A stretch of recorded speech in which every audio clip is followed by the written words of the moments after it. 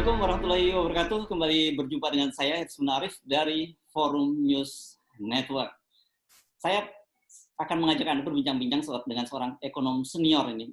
Saya membaca sebuah tulisannya ini cukup menarik itu. Kata beliau itu ada 7 mafia bank nih yang kelihatannya menguasai perbankan Indonesia dan sampai sekarang mereka ini tidak mau menurunkan suku bunganya. Jadi membuat ekonomi Indonesia juga bergerak dan rakyat susah untuk mengakses perbankan.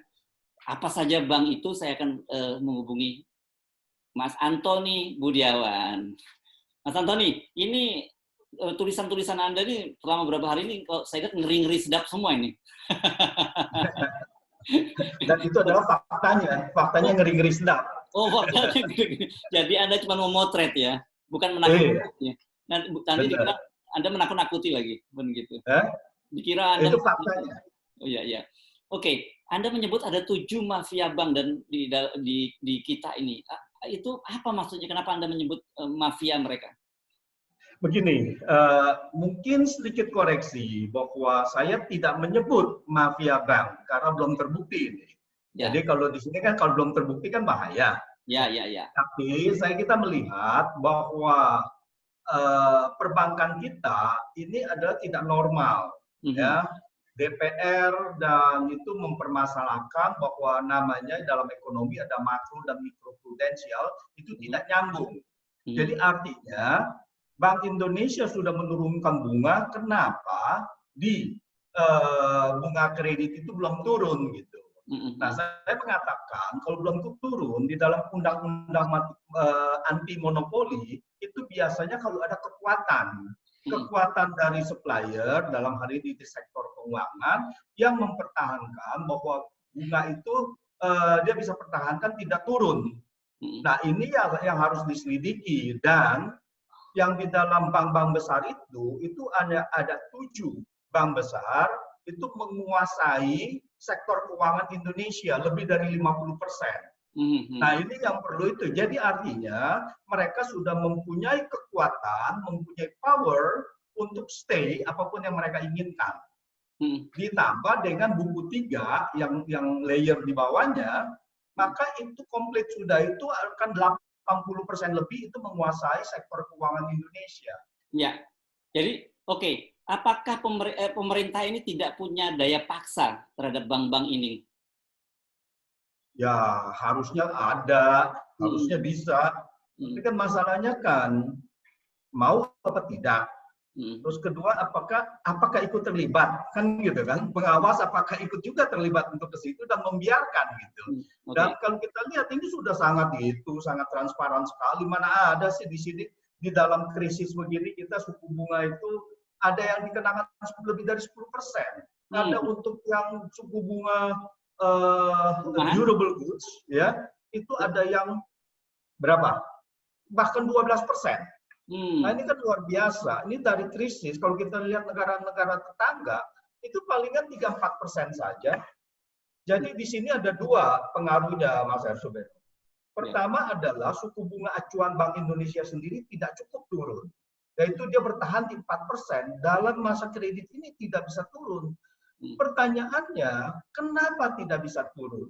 Kenapa Bank Indonesia tidak mau menurunkan di bank-bank, kalau kita lihat suku bunga acuan Malaysia, Thailand, ya, Singapura, itu udah turun jauh. Kenapa Bank Indonesia masih 4%? Padahal di mereka mungkin 1,5% kalau Thailand, Malaysia. Nah, ini ada apa gitu? Ini yang harus dipertanyakan dan kita minta bahwa Komisi Perlindungan Konsumen, jadi kita ada 2 nih, ada 2 undang-undang yang seharusnya bisa melindungi konsumen, terutama si debitur ya dari perbankan. Pertama adalah undang-undang anti monopoli, apakah dia menguasai dan sengaja untuk memang mempertahankan suku bunga tinggi. Terus yang kedua adalah perlindungan konsumen. Jadi harus dilihat bahwa apakah ini wajar atau tidak wajar. Ya. Begitu. Oke, jadi ini balik dulu ya. Jadi suku bunga acuan tadi sekitar 4%. Normalnya itu harusnya kalau 4% itu berapa persen kira-kira suku bunganya bank-bank ini? Kalau kita lihat interest margin di Indonesia itu sangat tinggi dan tertinggi di Southeast Asia, lebih tinggi dari Vietnam dan sebagainya. Dan kalau kita lihat di bulan April itu namanya suku bunga yang diferensiasinya, suku bunga margin bersih itu mencapai 5%, itu sangat ketinggian sekali. Nah, anggap bahwa kita lihat begitu, berarti bunga-bunga dari suku bank yang dari buku 4 tadi ya, yang terbesar itu berarti mereka 9% dan bisa 10% dan bisa 11%, itu paling sedikit. Nah, data untuk sampai dengan Juli belum ada karena datanya selalu terlambat, katanya sudah agak menurun tetapi masih tinggi. Seyogyanya itu adalah harusnya dalam kondisi ekonomi, krisis ekonomi seperti ini, harusnya itu dipertahankan maksimum juga 3%, 2,5% gitu. Karena apa? Karena suku bunga tinggi ini menghalangi sektor fiskal yang ingin memberikan stimulus ekonomi. Jadi ini malah menghambat gitu. Dan ini kalau menghambat ya berarti ini kan kejahatan luar biasa bagi perekonomian nasional gitu. Oke. Nah, Anda tadi sebut, sekarang kita sebelum masuk ke situ ada 7 bank yang Anda sebut itu. Dan sebut ada bank BUMN dan ada bank asing. Coba bank apa saja itu yang Anda perkira di buku 4 yang Anda sebut tadi? Di kelompok buku 4 ya? Kelompok buku 4, jadi bank usaha, kegiatan usaha kategori 4, kelompok 4, itu adalah ada 3 bank negara dan 4 bank swasta asing. Swasta asing? Ya, apa saja? Swasta asing, sudah dipegang asing semuanya. Pertama adalah yang 3 itu Mandiri, saya ulang, Mandiri, BRI, dan BNI. Oke. Nah, itu 3, yang 3 terbesar. BUMN ya? BUMN. Itu BUMN, ya. Meskipun bahwa sahamnya semua sudah ditawarkan di bursa. Okay. Ya. Yang 4 lagi itu adalah BCA, Danamon, Bank Danamon, lalu ada Bank CIMB, Niaga, dan ada Penin. Nanti dulu sebentar, sebelum Anda lanjut, saya mau tanya, Anda menyebut BCA dan apa tadi, Danamon itu bank asing? Iya, semuanya itu udah dikuasai, pemegang sahamnya kan sudah asing semua. Nah, nanti dulu. Orang menganggap ini bank lokal loh. Ini bank asing ya? Ini bank asing ini. Itu udah bank asing sudah. Awalnya adalah sewaktu krisis moneter itu bank semuanya di dalam perlindungan negara. Sahamnya semua dikuasai negara hampir 100%. Lalu kemudian divestasi dan semuanya dikuasai asing. CIMB itu dimiliki oleh Bank Malaysia, ya, dan Danamon oleh Singapura, BCA oleh, kita tahu bahwa itu adalah grup Jarum yang ada di luar bersama-sama konsorsium yang di luar. Lalu kemudian tadi Penin. Penin kita tahu partnernya adalah yang di luar juga gitu. Ya. Jadi semuanya udah asing. Ya. Oke, clear. Nah, ini pertanyaan saya mungkin bikin clear dulu ya. Kan bank itu mekanismenya kan kalau sederhananya begini. Dia menampung tabungan orang dan kemudian dia menyalurkan kredit. Sederhananya kan kira-kira 2 itu saja ya. Nah, kalau kemudian dengan suku bunga tinggi, kan dampaknya dia tidak bisa menyalurkan kredit. Bukannya dia rugi karena dia harus membayar bunga, tapi dia tidak bisa mendapat interest dari penyaluran kreditnya. Ini kan bukan barang, ini kan kebutuhan. Ya, pembiayaan adalah kebutuhan. Kalau kita mau beli motor, apa yang kita harus lakukan? Kan tidak semua orang bisa beli cash, bisa beli kontan. Mau tidak mau adalah beli dari bank. Dan kalau bank semuanya suku bunganya sudah hampir mirip, kita mau apa? Ya, mau kita terpaksa. Kalau kita mau beli rumah, mau rumah apapun begitu, emang kita bisa beli secara kontan, kan tidak bisa. Gitu. Nah, untuk barang-barang seperti itu semuanya adalah barang-barang perlu kredit. Jadi buat mereka dan korporasi kalau perlu biaya bagaimana? Ya, jangan kata bank baru segitu. Ya orang lintah darat aja juga kita ambil tuh uang kalau kita perlu. Ya. Oke. Nah, tapi apa untungnya bagi bank dengan dia tetap memasang bunga tinggi sementara kemampuan masyarakat semakin rendah? pada saat ini adalah mereka itu bukannya hanya untuk itu, untuk masyarakat, tetapi bahwa kalau masyarakat butuh pasti itu memerlukan. Dan saat ini adalah mereka, kalau mereka benar mempertahankan itu, supaya mereka tidak mau ada rugi. Makanya kalau kita lihat di dalam kondisi krisis ekonomi seperti sekarang, tetapi bank itu masih mendapatkan laba yang luar biasa besarnya. Ya, sebut saja itu laba keuangan, bank itu sudah keluar beberapa, misalkan BCA, untungannya masih 12 triliun, satu semester, hanya turun 4% saja, 4, sekian persen. Mandiri masih juga untung labanya 10 triliun lebih, dan BRI masih segitu juga gitu. Jadi ini luar biasa. Yang lain semua rugi, pokoknya saya masih untung kan gitu kan. Dari mana nih keuntungannya ini, Mas Anton? Ya. Dari mana mereka memetik keuntungan itu dalam situasi seperti sekarang ini? Ya itu dari bunga-bunga yang tadi itu masih tidak turun. Kalau bunganya diturunkan, berarti kan keuntungan dia akan turun. Ya. Oh, oke. Nah, padahal kan sekarang ini rakyat ini kan sedang kesulitan gitu ya. Boro-boro bisa membayar bunga bank gitu, cicilan bank. Untuk hidup sehari-hari aja kan banyak yang susah. Ya. Nah, inilah salah satu adalah ini kan ada peraturan dari OJK di mana bahwa bagi mereka yang bisa bayar bunganya, maka yang dinamakan ada relaksasi, yaitu boleh menunda pembayaran bunga sampai misalnya 1 tahun. Tetapi kan yang diharapkan rakyat kan bukan menunda, yaitu dalam kondisi begini semuanya harus dikurangi gitu. Nah, dengan menunda begitu, bahwa tetap bank itu membukukan sesuai dengan kewajiban kita. Jadi kan itu nanti kita harus bayar lagi kewajiban yang bunganya tinggi tadi kan. Begini, bahwa kalau mereka menurunkan suku bunga saat ini, ya, lalu kemudian pasti mereka punya tingkat keuntungan kan turun, pendapatannya kan jadi turun, ya, pasti itu turun gitu. Nah, kalau mereka mempertahankan, maka mereka tetap dapat dengan pendapatan dibukukan seperti awal. Nah, mereka ada dibantu oleh peraturan OJK yang mengatakan bahwa boleh relaksasi. Ya, artinya bagi nasabah yang tidak bisa bayar bunganya, oke lah bayar 1 tahun kemudian. Tetapi kewajibannya tetap gitu kan, nggak dikurangin gitu kan, itu kan membebani juga nanti. Nah, sehingga bank bisa membukukan tetap saja sama seperti seolah-olah ini tidak ada apa-apa dan pembayaran ditunda. Nah, bank kalau pembayaran ditunda kan mungkin ada kesulitan likuiditas. Ya. Nah, ini dari mana? Nah, jangan-jangan nanti dari pemulihan ekonomi nasional dari negara. Negara memberikan jaminan gitu kan untuk korporasi, kita tahu dananya cukup besar itu untuk korporasi gitu. Jadi bank ya oke, saya biarin aja ditunda, saya tetap membukukan tinggi, toh uang juga saya dapat jaminan, ya, dapat pinjaman likuiditas gitu. Ya, oke. Jadi mereka walaupun kalau rakyat boleh sengsara, tapi bank tetap saja untung gitu ya.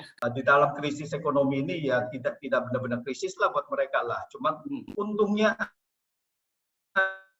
adalah turun sedikit. Nah, sekarang pertanyaannya kan begini.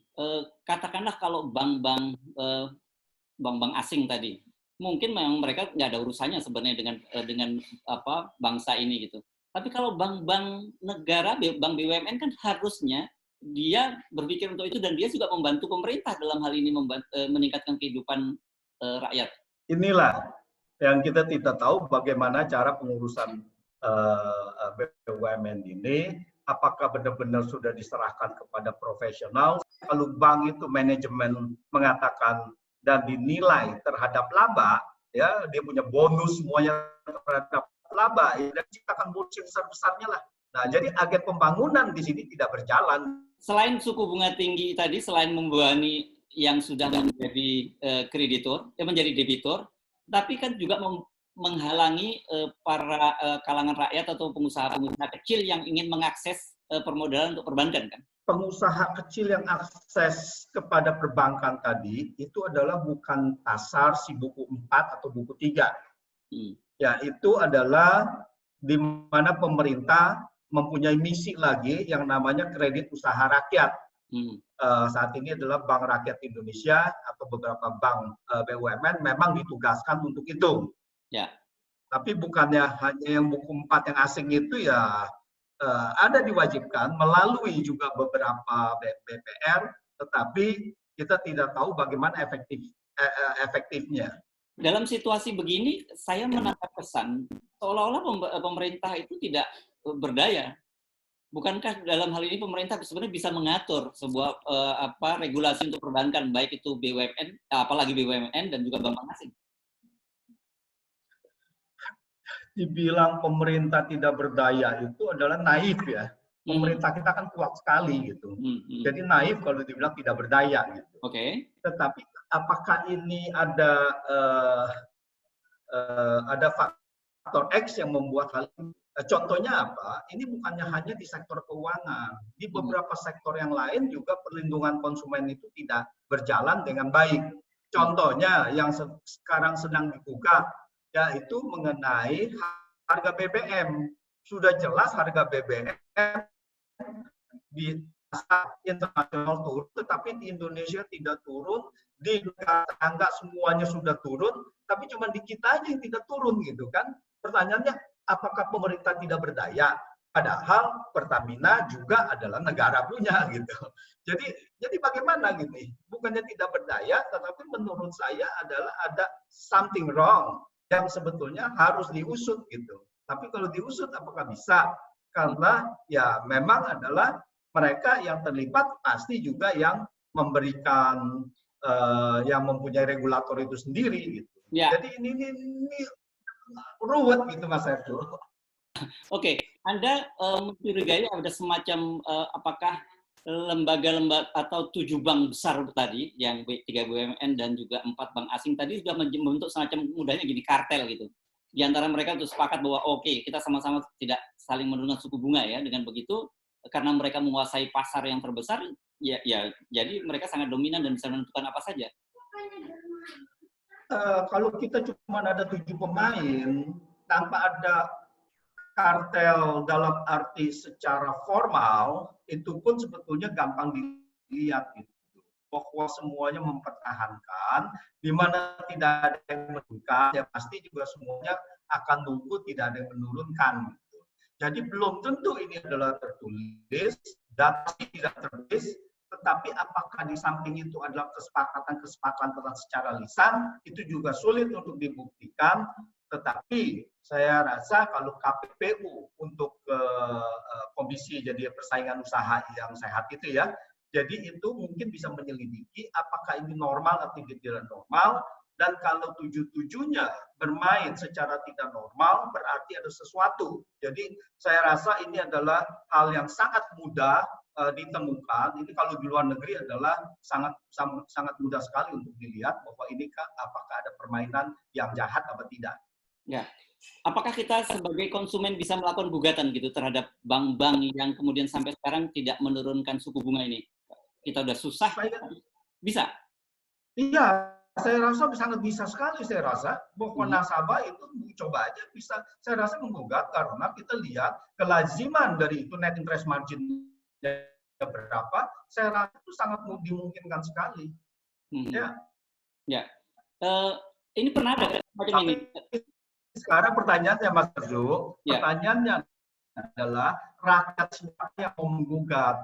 Kalau korporasi, dia nggak mungkin berani. Anda menggugat, saya stop, Anda punya kredit.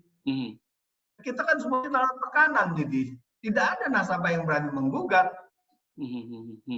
Karena perlindungan kepada konsumen itu yang tadi itu tidak ada gitu. Jadi sebenarnya lagi-lagi ini kembali kepada pemerintah kan gitu, karena kita melihat tentu ada semacam kontradiksi dari pemerintah. Di satu sisi menyatakan akan mendorong untuk ekonomi tumbuh dengan berbagai stimulus, tapi di satu sisi membiarkan perbankan mempertahankan suku bunga tinggi. Ya, saya sepakat itu. Dan khususnya adalah ya di sini adalah khususnya yang mengatur di bidang moneter. Gitu. Dan ini yang harus mereka benar-benar diperhatikan untuk demi kepentingan rakyat. Jangan sampai rakyat itu ya istilahnya membayar sesuatu yang jauh berlebihan hanya untuk segelintir. Ini kan jutaan kan, puluhan juta kan dari rakyat. Mereka bersama-sama membayar yang berlebihan itu untuk beberapa perusahaan ini. Dan sebagian adalah yang asing, yang dividennya dibawa keluar juga. Ya, oke. Ini berlebihan nggak kalau saya menyebutnya mereka ini lebih kejam dari rentenir dong dalam situasi semacam ini, Mas Antoni? Saya rasa dalam kapasitas ini ya, kalau rentenir itu kan jelas-jelasan, sangat profesional. Saya mempunyai harga segini, saya meminta Anda untuk bayar 2% seminggu, ya. Jadi jelas dia punya itu, kita mau atau tidak mau, kita banyak pilihan yang lain, kita ini. Tetapi ini penguasaan melalui power, menurut saya lebih jahat lagi, karena ini melalui power. Makanya di situ kita dilarang bahwa ada undang-undang anti monopoli, undang-undang untuk persaingan usaha yang sehat, supaya itu terjadi perlindungan kepada si kecil, kepada masyarakat. Baik, ya ini kelihatannya kalau kita terlalu berharap pada pemerintah dan kemudian tidak ada langkah-langkah konkret, ini agak susah nih. Jadi memang kita mesti mendorong konsumen untuk melakukan gugatan atas sikap yang tidak adil dari perbankan ini ya. Saya rasa ada dua hal. Saya rasa adalah bahwa harus dipertanyakan terus kepada pemerintah dan juga kepada DPR bagaimana perlindungan kepada masyarakat dan juga kepada ekonomi secara nasional. Ya. Itu pertama, dan kedua gugatan, saya pesimis gugatan itu ada yang berani menggugat karena nasib kita itu di tangan bank tadi, gitu ya. Kalau kita menggugat lalu kemudian nggak dikucurkan lagi kredit, bagaimana? Ya, apalagi bahwa itu akan membawa misalkan kebangkrutan kepada perusahaan itu. Dia harus bayar. Kalau bisa asetnya apa yang berani gitu.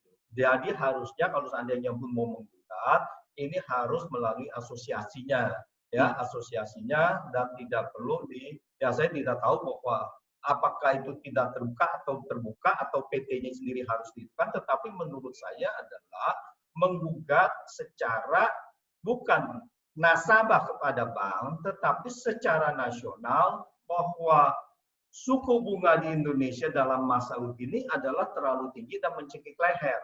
Saya rasa. Jadi itu harus ditanyakan ya mungkin ya lawyer ya yang bisa melihat celah-celah itu, apakah ada langkah-langkah hukum yang bisa dijalankan. Baik, saya kira clear ini Mas Antoni. Terima kasih atas kesempatannya. Ya, terima kasih. Terima kasih. Mari. Sore.